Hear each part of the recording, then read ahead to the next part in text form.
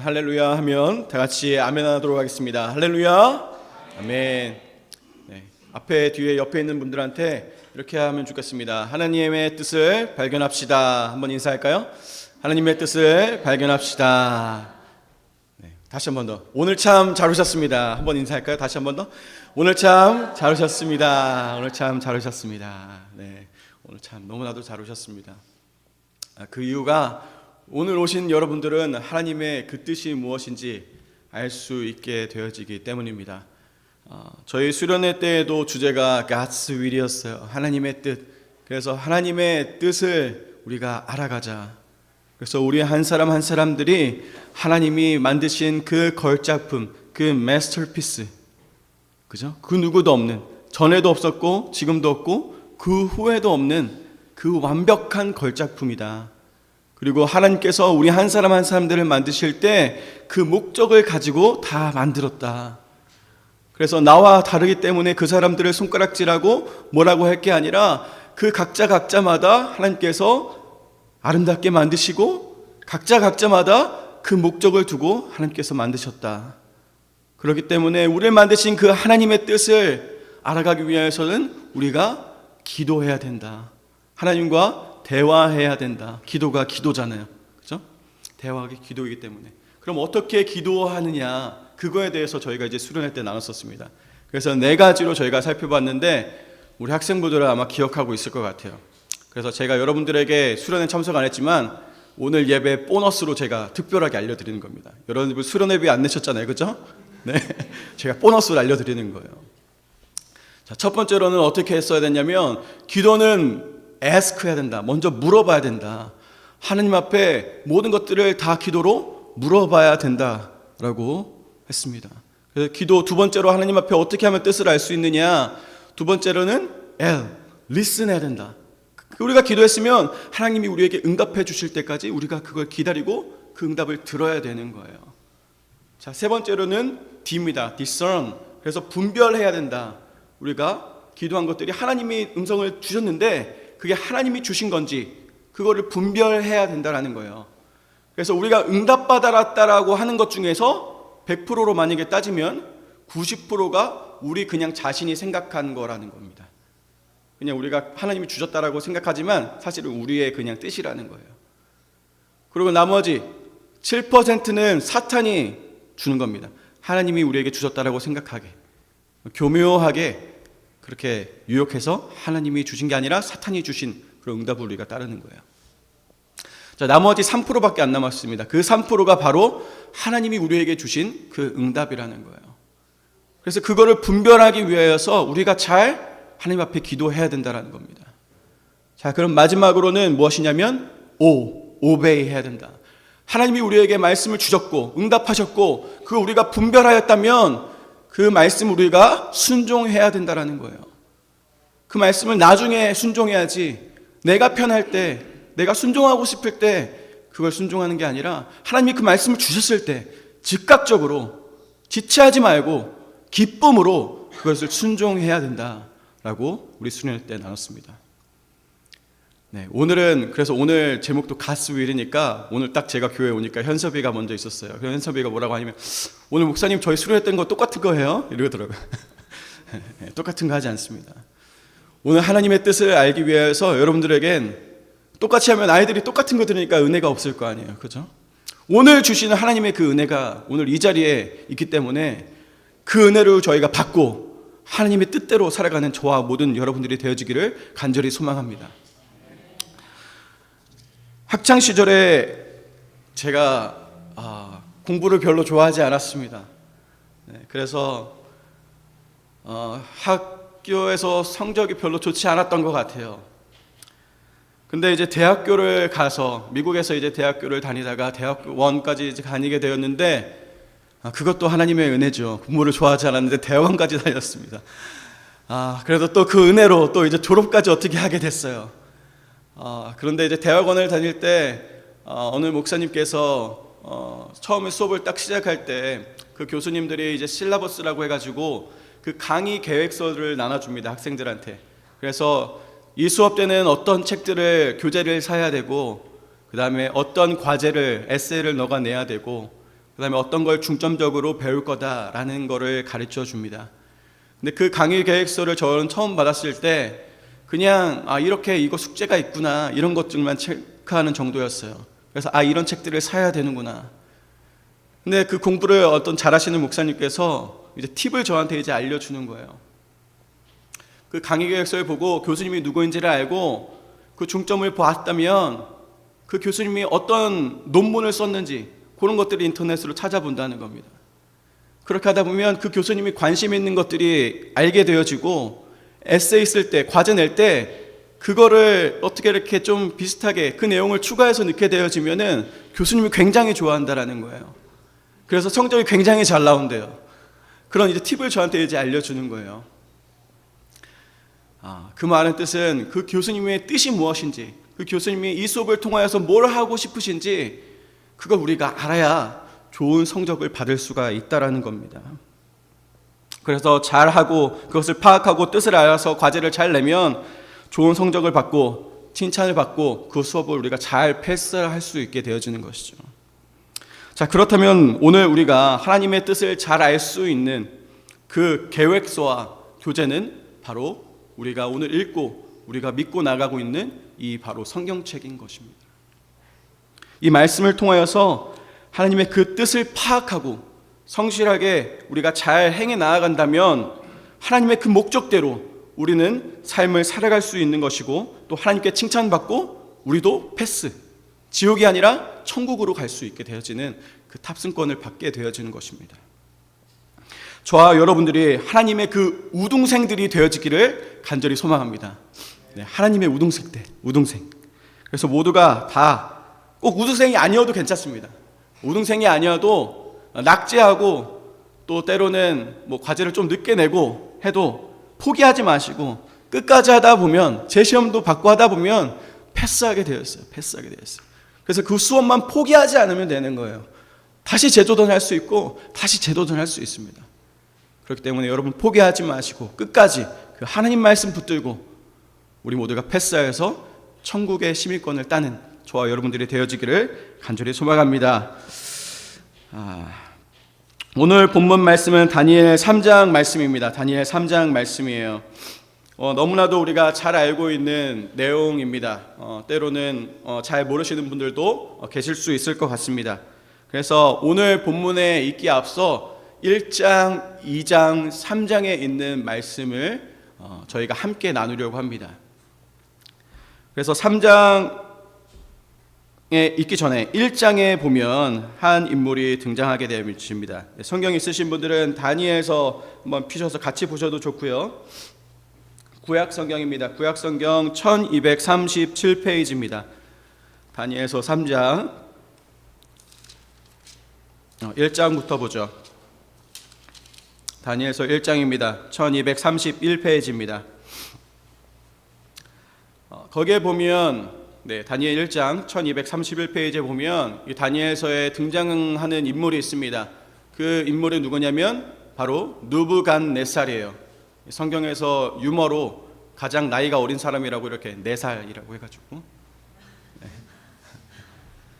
느부갓네살이라는 왕이 등장하게 되어지는데, 자, 이 사람은 이제 이스라엘에서 귀족과 왕족들을 자기네 나라로 바벨론으로 데리고 오게 되어집니다. 포로로 이제 끌려오게 되어지는 거죠. 근데 아무나 이제 데려오는 게 아니라 굉장히 똑똑하고 지식이 많고 학문을 잘 배울 그런 이제 사람들을 이제 데리고 옵니다. 근데 그 사람들 중에서 누가 이제 있었냐면 오늘 본문에 나오는 다니엘과 그리고 하나냐, 미사엘, 아사랴라는 사람이 나와요. 그래서 그 소년들, 지혜로운 그 소년들을 이제 또 뽑아가지고 가문에서 지혜로운 소년들, 어린애들을 이제 뽑아서 이제 교육을 시킵니다. 바벨론 언어를 가르치고요, 학문을 가르칩니다. 그래서 3년 동안 포도주하고 음식도 제공해 줍니다.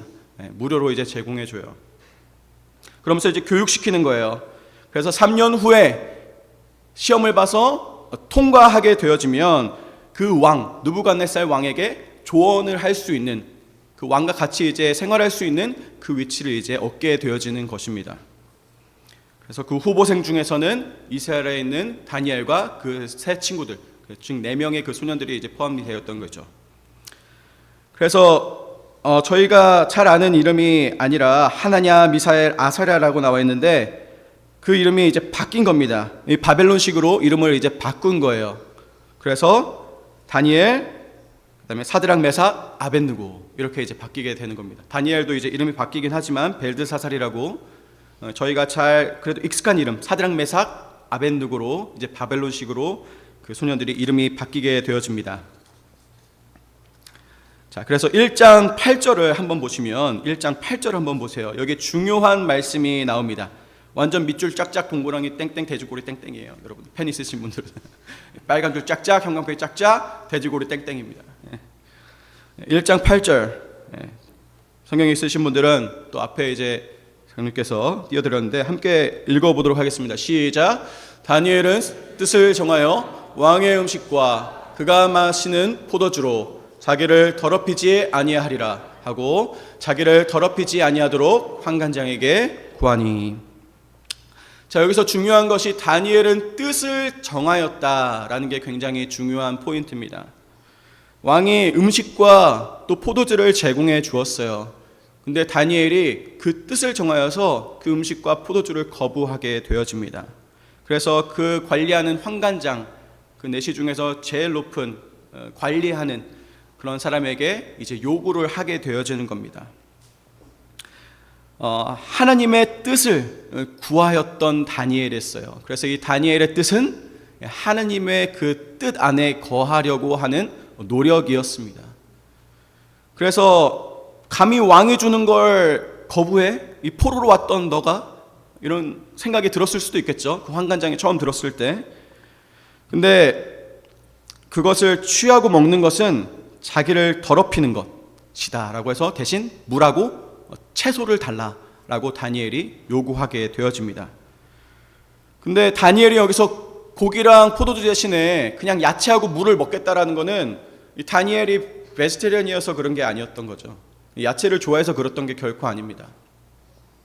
거기에서 왕이 줬던 그 고기는 여기서 우상을 섬겨서 제사를 드리고 그 고기를 이제 가져와서 이제 먹었던 겁니다. 그렇기 때문에 도저히 이거는 다니엘이 생각했을 때 우상을 섬겼던 고기였기 때문에 먹을 수 없다라고 판단하게 되어진 것이죠. 그래서 뭐 술은 포도주니까 그거는 당연하게 생각해도 음식은 그 제사를 드렸던 거기 때문에 다니엘이 거부를 하게 되어지는 것입니다.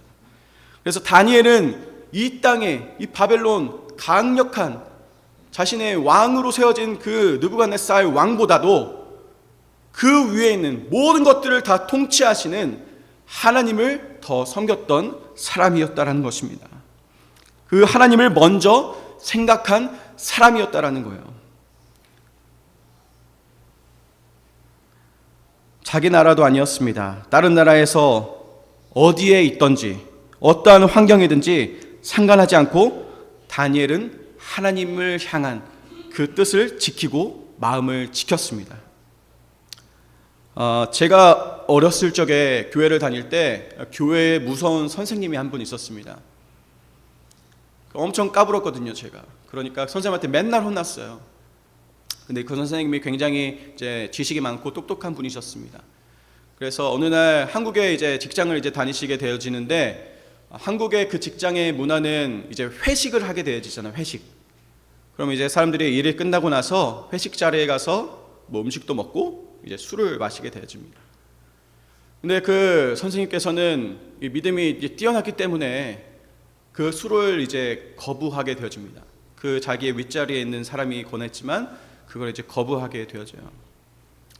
그러니까 이제 그 사람이 이제 화가 나서 예전에는 뭐 절대 뭐 거부할 수가 없는 환경이죠. 그냥 주면 무조건 마셔야 되는 거였으니까. 근데 그걸 거부하니까 그 위에 있는 사람이 이제 화가 나가지고 뺨을 팍 때렸어요. 내가 주신 술을 안 마셔? 한 번, 또 다음에 또 회식 한 번입니까? 회사를 다니다 보면 또 있겠죠. 또 거부해요. 계속 하다 보니까 이제는 술을 권하지 않고 쟤는 크리스찬이야, 술 주지 마, 이렇게 이제 되었다라는 그 말을 들은 적이 있습니다. 이 관리하는 사람도 왕의 부하였습니다. 다니엘 말대로 들어줬다가 들키면은 죽을 수도 있는 상황에 닥치게 되어집니다. 다니엘도 무서웠을 거예요. 포로로 끌려와서 당당하게 이런 걸 요구한다는 것 자체가 굉장히 쉽지 않았을 겁니다. 그 술을 거부했던 그 선생님처럼. 그래서 다니엘의 그 굳건한 믿음과 기도가 하나님 앞에 상달되게 되어집니다. 그래서 다니엘은 기도하게 되어져요, 하나님 앞에. 그러고 나서 그 9절에 보니까 하나님이 다니엘로 하여금 환관장에게 은혜와 긍휼을 얻게 하신지라. 그래서 하나님이 간섭하여 주십니다. 그 환관장의 마음을 만져주세요. 그래서 그들에게 야채와 물을 제공하게 되어집니다. 여러분, 여기서 우리가 가져야 될 마음은 무엇입니까? 나는 다니엘이 아니니까, 나는 그 선생님이 아니니까 괜찮아, 나에겐 그런 일이 없을 거야. 우리 자신의 그 뜻을 세우며 세상과 타협하고 있는 것을 주님께서는 이 시간 멈추라고 우리에게 말씀하고 계십니다. 하나님의 뜻대로 담대하게 다니엘과 같은 그런 모습이 나와야 될 줄 믿습니다. 그래서 이제 야채 먹고 이 다니엘이 때깔이 더 좋아진 거예요. 얼굴 빛이 더 좋아졌습니다. 그래서 이제 그 모든 시험들도 잘 통과가 되었어요. 그러고 나서 이제 2장으로 넘어갑니다. 2장으로 넘어가니까 2장은 이제 느부갓네살 왕이 되어지고 나서 2년 후에 이제 어떠한 꿈을 꾸게 돼요. 근데 그 꿈이 굉장히 불편한 꿈이에요. 그래서 잠도 못 이룹니다. 잠도 잘 못 자요. 엄청 괴로워하다가, 그래서 용하다는 꿈을 해몽하는 사람들, 풀이하는 사람들, 또 주술가들, 무당, 이런 사람들 다 부릅니다. 그래서 내 꿈을 해몽해 보라고 하는 거예요, 그 사람들한테. 그러자 사람들이 다 모여서 그 꿈을 이제 해몽해 보려고 하지만 왕이 그 꿈이 무엇인지 말해주지 않아요. 내가 무슨 꿈을 꿨는지 맞춰보고 그 꿈을 해몽해 봐라. 그러니까 그 사람들이 항의를 하는 거죠. 아니, 내가 어떻게 신도 아니고 그걸 어떻게 맞춥니까? 그 꿈을 말해주면 우리가 그 꿈을 해몽해 보겠습니다. 풀이해 보겠습니다.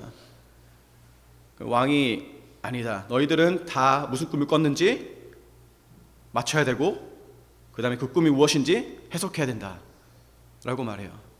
그래서 계속 항의를 하자, 사람들이 항의를 하자 아무도 맞히는 사람이 없자 왕은 화가 납니다. 그래서 저 지혜로운 사람들 다 죽여버려라 라고 해서 주술사, 점쟁이들, 꿈을 풀이하는 사람들, 또 지혜자들 중에서 아까 전에 그 3명의 소년들과 다니엘도 속해져 있었습니다. 그래서 다 죽이라는 거예요, 지혜 있는 사람들.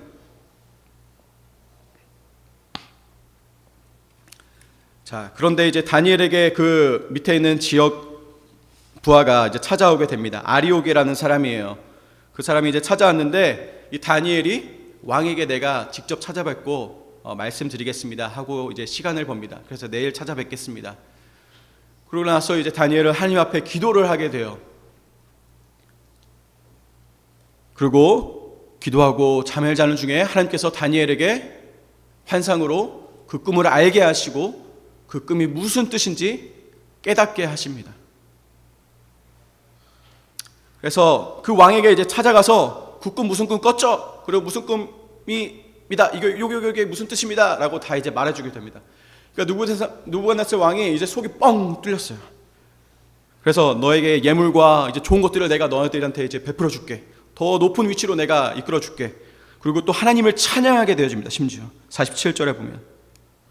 그리고 오늘 본문인 3장 말씀이 나옵니다. 이제 느부갓네살 왕은 이제 금으로 만든 우상을 만들게 돼요. 우상을 만들어서 모든 사람들이 거기에 다 한자리에 참여하게 하고 내가 만든 우상에 너희들 다 절해라 라고 합니다. 한 명도 빠짐없이 다 절해라 라고 명령합니다. 그렇지 않으면 내가 너희들을 불구덩이 속에 넣겠다. 자, 근데 그 중에서도, 백성들 중에서도 간신들이 있었어요. 이 유대인들, 이 3명의 이스라엘 그 사람들을 싫어하는 사람들이 있었어요. 그래서 저 다니엘과 아드라카 메삭과 저 세 사람들은 하나님을 믿는 사람들이니까 분명히 여기 우상에다 절 안 할 겁니다. 그래서 저들을 죽여야 됩니다. 그리고 왕의 그 명령을 따르지 않는, 왕을 업신여기는 사람들입니다. 반드시 죽여야 됩니다 라고 이제 사람들이 말하게 되는 겁니다. 그래서 왕이 화가 나서 이제 그 3명들을 이제 부릅니다. 그때 당시에는 다니엘은 보이진 않아요. 어디 뭐 출장을 갔는지. 세 명의 친구들이 이제 딱 찾아옵니다. 왕 앞에 나와요. 그래서 왕이 하는 말이 너희들이 지금이라도 절하면 내가 너희들을 용서해 주겠다. 내가 너희들을 용서해 주겠다. 지금이라도 절해. 늦지 않았다. 라고 기회를 줍니다. 하지만 그 세 친구들이 하는 얘기가 뭐냐면 내가 하나님을 배신하지 않고 불 속에 들어가더라도 하나님께서 보호해 주실 것입니다. 라고 고백하게 되어집니다. 3장 16절에 보면 더 이상 내가 대답할 필요도 없습니다. 이거에 대해서. 우상 앞에 절하라고요? 이건 대답할 가치도 없습니다. 맹렬히 타는 그 풀무불에 하나님께서 나를 반드시 건져내 주실 것입니다. 18절에 보면 그렇게 하지 아니하실지라도 우리가 우상을 절대로 섬기지 않을 것입니다. 라고 그 왕 앞에서 말하게 되어집니다. 그 말을 들으니까 왕이 더 화가 치밀어 올라요. 내가 기회를 줬음에도 불구하고 내 기회를 나를 업신여기는구나. 그 우패 절만 되는데 그걸 하지 않는구나. 당장 저들을 풀무불에 던져라. 평소보다 더 7배나 더 뜨겁게 해서 더 그들을 뜨겁게 해서 죽여버려라. 라고 왕이 명령하게 되어집니다. 그래서 그 불이 얼마나 뜨거운지 그들을 데리고 가던 사람들이 불에 타서 죽게 돼요. 그리고 꽁꽁 줄로 묶습니다. 옷을 바꾸고 모든 것들을 바꿉니다. 소망이 없구나. 이제 다 끝났구나. 희망이 없구나. 라고 생각할 수도 있습니다. 하지만 자, 여러분들 우리 함께 따라하겠습니다. 하나님은 우리와 함께 하십니다.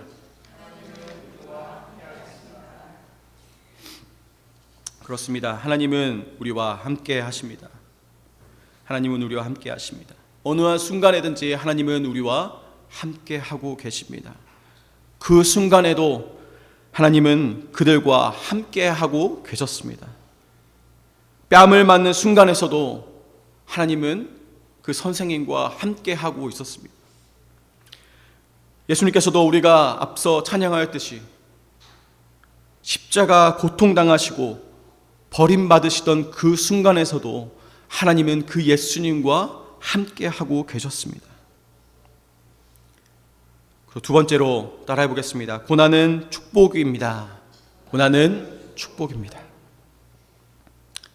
처음에 꿈을 해몽하지 못하면 다 죽는 거였어요. 그래서 다 죽을 처지에 놓였었습니다. 그렇지만 하나님께서는 다니엘을 통하여서 환상을 보여주시고 그 꿈을 알게 하시고 풀이하게 하셨어요. 그리고 나서 하나님이 그 느부갓네살을 하나님을 알게 하시고 하나님을 찬양하게 하십니다. 풀무불에 들어갑니다. 이번에도 죽을 뻔합니다. 하지만 하나님께서는 그 세 친구들과 함께 하시고 3명이 들어갔지만 그 가운데 1명 더 있었어요.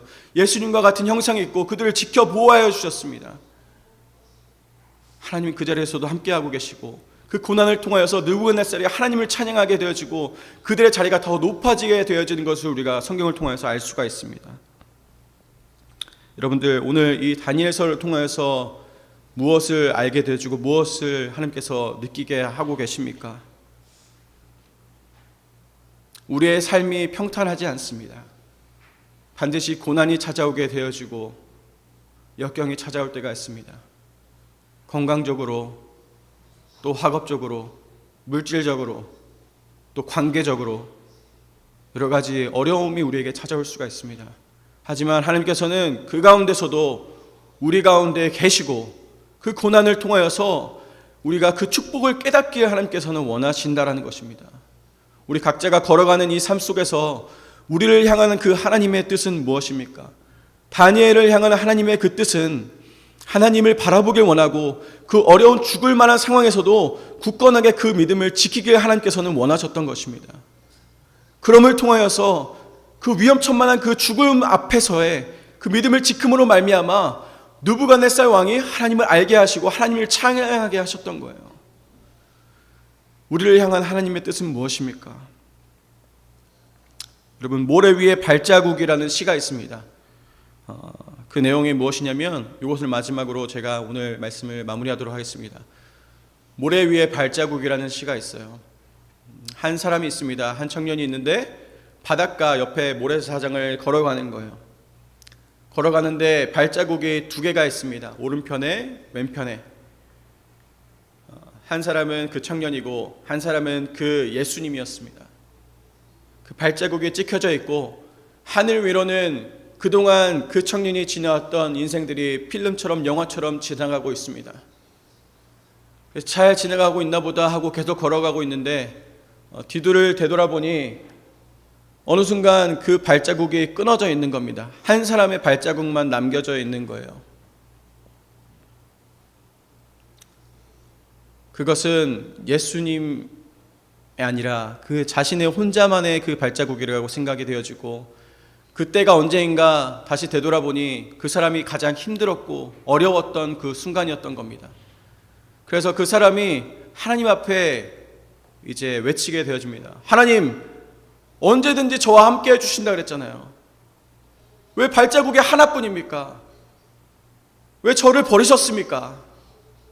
그러자 하나님께서, 예수님께서 하시는 말씀이, 그때는 내가 너를 업고 걷고 있었다. 나는 너를 결코 혼자 두지 않았고 언제나 너와 동행하고 있었다 라고 말합니다.